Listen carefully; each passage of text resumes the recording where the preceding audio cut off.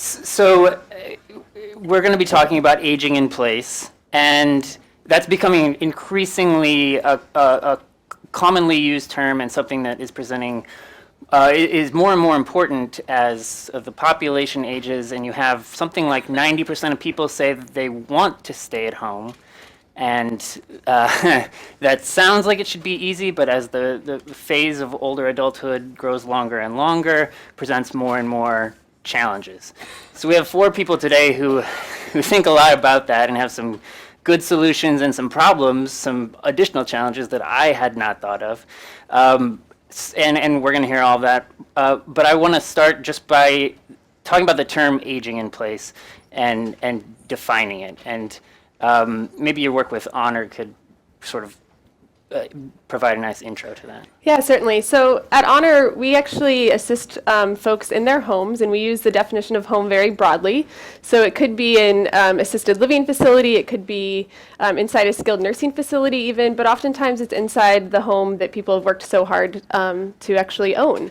And within like the aging in place space in general, one of the things that we focus on is allowing people to actually still live in those homes. So at Honor, we provide what's called non-medical home care. And it's all of the things that probably the majority of us took for granted this morning. So we got out of bed on our own, we took our medication on our own, we had some social interaction, we found our way here, transportation.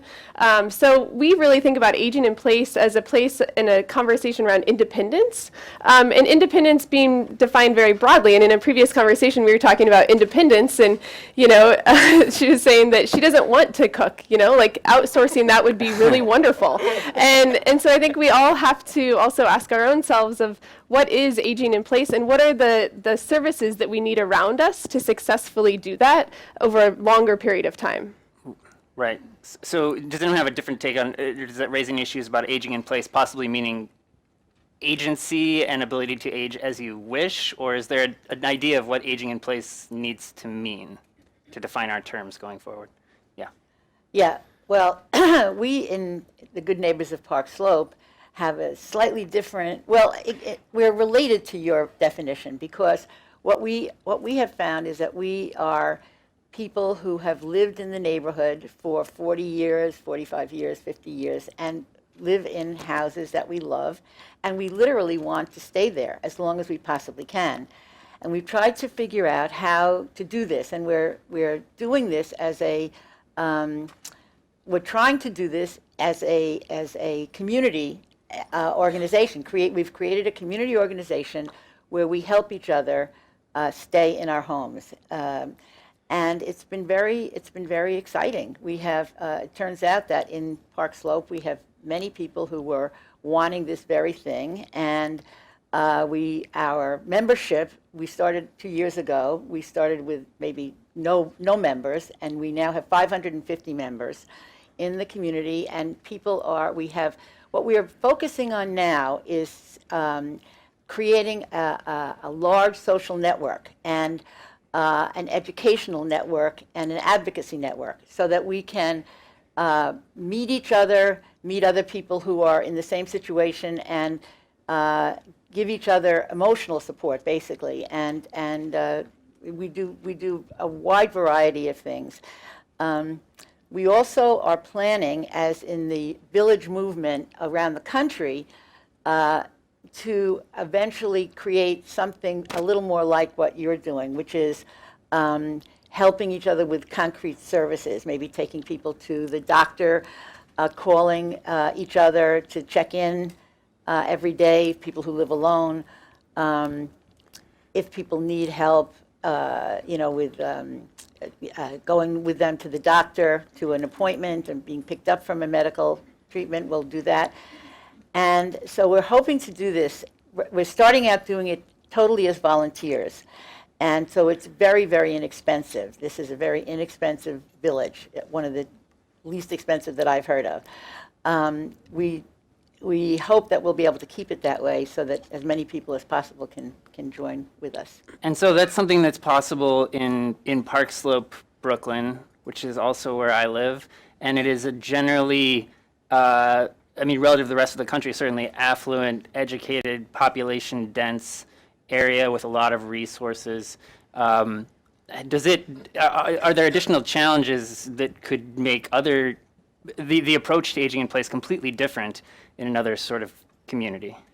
So I think we've also begun to look at aging in place shouldn't be considered something you wish for or that you hope you get to do, that it should be a ready expectation, and that too many things that are going on in our community are every day making it a place that's hard to age. So that when we begin to, first we should stop doing those things that make it hard to grow older in the community, because it is something that is guaranteed. But we are making tremendous investments all the time in our communities that make aging in place have to have the sentence a challenge in it, and it shouldn't have to be. So it's in addition to what Joyce is talking about, in addition to what Kelsey is talking about, but that larger context, the streets that people live on, the housing choices they have, the transportation options that are available, those are all fundamental infrastructure that needs to start swimming in the right direction when it comes to recognizing an aging population. And are there specific challenges in the Atlanta area that one specific challenge infrastructure-wise? Right, absolutely. So Atlanta, Georgia is like so many post-World War II communities who developed, and we created great places for people to live as long as you never changed. So we built all the same housing. We made sure that everybody could get around, but only if you were willing to do it in the same way, which was drive. And that doesn't make any sense for people whose lives are dynamic, their bodies are dynamic, their minds are dynamic. And so change is inevitable, but we built communities where we just assumed everybody would be the same, frozen in time all the time. So now we're going back and putting choice in those communities. And I think Joyce is a great example of how you can knit that together on a day-to-day basis, but the infrastructure is really important too. The game gets set by the larger community context, and then we're maneuvering in that. We'd like to start to change the game so it's much easier from the beginning. Right. And the idea of infrastructure in a spread out place kind of leads me to Ellen, who's doing work just unifying people and taking that idea of independence, which tends to be a focal point. A lot of people are craving independence and questioning whether maybe there's more to the story than that. Yeah. So I'm a psychologist. I don't work in the field like my colleagues here. I do research, I interview, I run conversation groups, and I have a blog called 70candles.com where we have had, at this point, 1,000 women in their 70s write into us from all over the world. It's very exciting. But when I was asked to be on this panel, I hope this really is addressing your question, I thought, no, I don't like the term aging in place. With great deference to my co-panelists here, I think it should be called aging in the right place for you, or the right places for you. I think if you are lucky enough to live in Park Slope or a community, or you're fortunate enough to live in a city with services and with funding, or you're fortunate enough to have lived in the same place for 40 years, which most of us have not done in our society, then I think there are tremendous problems with the whole idea of aging in place. It really scares me. And here's why it scares me. There is new research. I just read a meta-analysis. I'm not going to get too technical here, but I just read a meta-analysis for the first time 2 days ago that said that loneliness and isolation is going to be a national epidemic. It's starting to be already by the year 2030, and people's mortality is. Do you say mortality is lessened? People die sooner and are physically frailer and sicker if they're isolated or lonely. And it is now becoming more serious than obesity, than substance abuse, and then there's another one in there too, in terms of things that are really not good for us. So that's what I worry about. I worry about isolation and loneliness for people who aren't fortunate enough to live in Atlanta or Park Slope or use the services of your company. Can you segue into something that people could do better to avoid that, or something Absolutely. that you're advocating for? Oh yeah, I'm Joyce. No one wants to be lonely. Yeah, exactly. So So I think it's very important for communities to think of options and choices. So I think assisted living, senior living. I just heard a beautiful story the other day of a woman who wanted to age in place. She was somewhat frail. Her son was taking care of her. It got to be tenser and tenser and tenser. This is in Albany, New York, where I live, and so we have a NORC, which is a neighborhood naturally occurring retirement community, which is it's considered where I live. And the person who runs that community actually helped this woman move out of her house into a senior living facility where she doesn't have to lean on her son anymore, where he doesn't have to worry about her, and she's as happy as can be. So I think options are extremely important, and there's no shame in not aging in place. So I think let's change it to aging in the right place. Don't you think? Yeah. Yeah, yeah. All right. Everyone in agreement? I think We'll use that. I think that's essential. That people, what they're really talking about is choice. The reason why we have a conversation about it is they feel like they don't have the choice, that they are going to be taken away. But I think it's also this recognition that of all the numbers that doctors will measure and provide you about your health, your address is a really important set of numbers as well. So to your point about getting the right place at the right time, it is really, the reason we talk about it is because there's this assumption that you're not going to be able to do it. And that if we advocate for choice, then absolutely, people can age wherever they want to age, but it should be in their own control. My dad and my mom, before they passed away, were really fortunate. They moved in their late 80s, and my dad lived to be 99, and my mom just short of that. And they lived in a beautiful senior living with this is what I can't afford it though, but this is what I would love to be able to do. They had every service known to humankind. They could play bingo every day, which I would love to do. There was wonderful food. There was even a bar. And, but that's unrealistic, and I recognize that. If we could all do something like that, I think maybe that's where resources need to be put, as well as aging in place facilities. So speaking of resources, Kelsey, you're part of this Silicon Valley movement to address aging in the right place. And so how, not to be the cynical capitalist, there's a lot of money to be made here. There's a big market for better technologies that can help people realize the vision that they have in mind in older age in terms of connectedness and being in the place they'd like to be. What's exciting in that area right now? Yeah. So we're a Silicon Valley-backed company. We've raised over $60 million through the series of two different rounds to date. And we were talking backstage, and I think it's really interesting for a group of engineers who are straight out of Stanford to now be solving a problem of how are we going to get our care professional to show up at Joyce's house at 8 a.m. and if she or he is 5 minutes late, that Joyce knows it, that the care pro is on their way, that the care pro knows exactly how to address Joyce. And so using technology and really kind of blending these two, as you say, opportunities, whether it's pure market opportunity, which is a bit cynical, but it's also what we have to recognize, and I think this conversation reflects that, is that we have not done a good job of building infrastructure, and that includes tech infrastructure so that we can actually deploy a workforce into people's homes, if that's their choice where they want to age, and where they can stay there. And so I think Silicon Valley has taken a vested interest of really a slightly different angle on aging, which is also about our workforce. So when we think about our workforce that's going to take care of our aging population, over 50% of the workforce is on government assistance. And so we've, as a society, have set up this expectation that someone's going to go into my grandmother's home in Chicago, and this person is going to provide the same level of care that I would. That's totally unrealistic.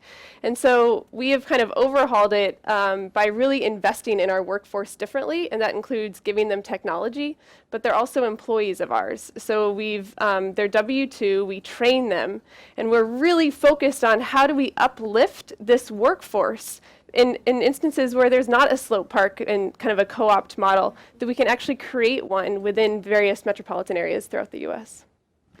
Which brings us to the question of how do you support the caregivers when it's family? How do you balance your own interest as we're all aging and making these decisions for ourselves with what sort of burdens we want to place on our loved ones and our friends who might be helping us Yeah. age the way we want to age. I think one of the challenges with that is that we don't talk about it inside family settings, inside financial settings, unless something tragically happens of mom or dad fell and they broke their hip, and now I'm in New York, my mom's in, Albuquerque, New Mexico, and I live in San Francisco. This is not an unusual setup for many families across the world.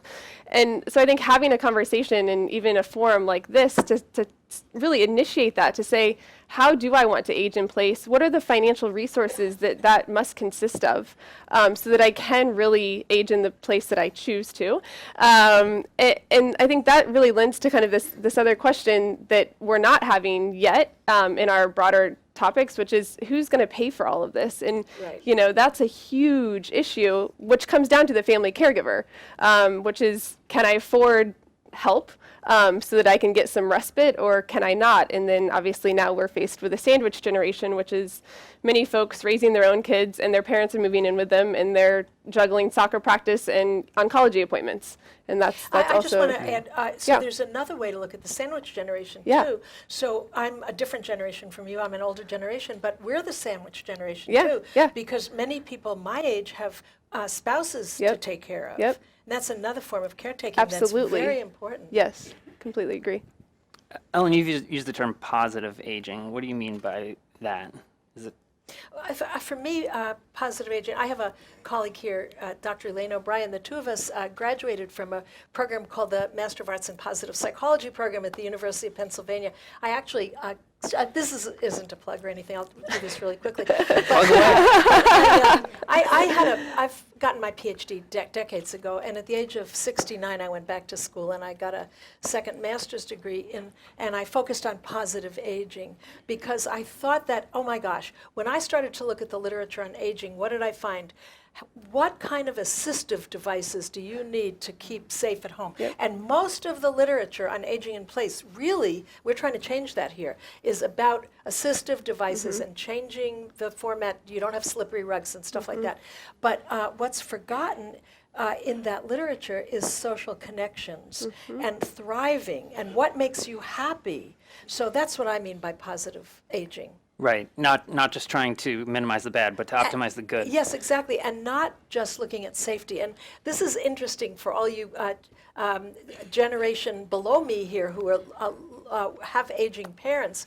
It's really nice that you have safety concerns for us, but really, we're a lot more interested in being happy. Yeah. And if it means, I don't drink, but if it means drinking 3 glasses of wine a night, even if that might not be so healthy, maybe it's not so bad. And so I think that's important. At a certain age, the risk goes down. I mean, this is exactly what we're all about. Right. That positive aging. We have, Yes. among our other activities, we have a group called Old Folks Telling Jokes, which we come and everyone tells jokes to each other. We have Sip and Schmooze the first Friday of the month. We meet in a local bar and we all drink and talk and chat. I mean, it's really wonderful, and that's one of our most popular groups. We have one of our members took a trip to Barcelona and discovered these wonderful bubbles that they make in the parks in Barcelona. I don't know if you know that, but anyway, she came back and she said, I want everybody to learn how to make these bubbles. So she created a group on bubble making, and everybody would come and, with their grandchildren, and they'd make bubbles together, and it's positive aging. I in wanna my join. opinion. I Yeah. know, I love to So when you're old enough, How old do I? 50 is the lower limit, but. Can I say one Yeah, other please. thing? This is sort of related. So when I started my research on women in their 70s, one of the things that really shocked me, I wasn't prepared for this whatsoever, and this is the reason I'm very happy I'm on this panel. I knew that women in their 70s would be worried about grandparenting and retirement and caretaking and social networking. I could predict all of that. The thing that I had no idea about and that really took me by surprise was that when women, and I really can't speak for men because I didn't do that research, but when women turn 70, for the first time in their lives, they start to think about, where am I going to live next? Am I going to stay in my house or am I going to move? And I think that's very, very important to recognize that that's something that happens then. And it's normal, it's natural, it's really, really important. Should people be thinking about it earlier? I don't know. What do you think? Absolutely. If we're going to really address all of these issues that we're raising, whether it's infrastructure or the financial aspect of this is remarkably large. And if we're not thinking about it until we're 70 years old, it's probably too late to actually build and craft the exact setting of your choice where you do want to age with the resources that you need.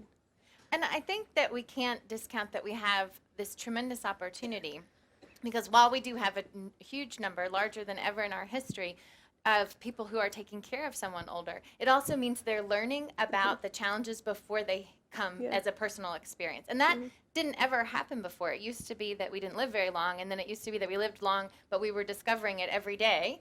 And so we have this unique opportunity. But if we continue to make it be that aging is something you duck and cover from, it's so overwhelming. So, or if there aren't really practical ways for a person who has that light bulb go off or is ready to start to make some plans, they need to have steps that they can take to be able to do that. So that the myth about aging, it permeates so many things. The individual experience that can be painful and lonely, but it also is a part of so many of our systems really getting in our way of making good decisions, both as individuals and collectively as a community. And the oldest growing population in the United States right now is 85 plus. Yep. Yep. And I'll tell you, we have the fastest growing older adult population of any metro area in the United States in Atlanta, and there isn't a single economic development strategy in our region that recognizes anyone over the age of 40. And I would challenge other communities to ask that same question, because it's, again, this myth about aging. We ran the numbers, and we found that people over 65 participating in the workforce are contributing more than that generation that begins with an M, millennials, to our GDP and the personal income. They are a powerhouse for our economy, and shame on us if we don't capitalize on that in the 21st century. Can we go to one question from the audience? Chris Norwood, The Healthy best People, question. the Bronx. I would like to see a little more emphasis on issues that older people and younger people could work on together. And clearly, the most important for aging in place and having independence is diabetes prevention.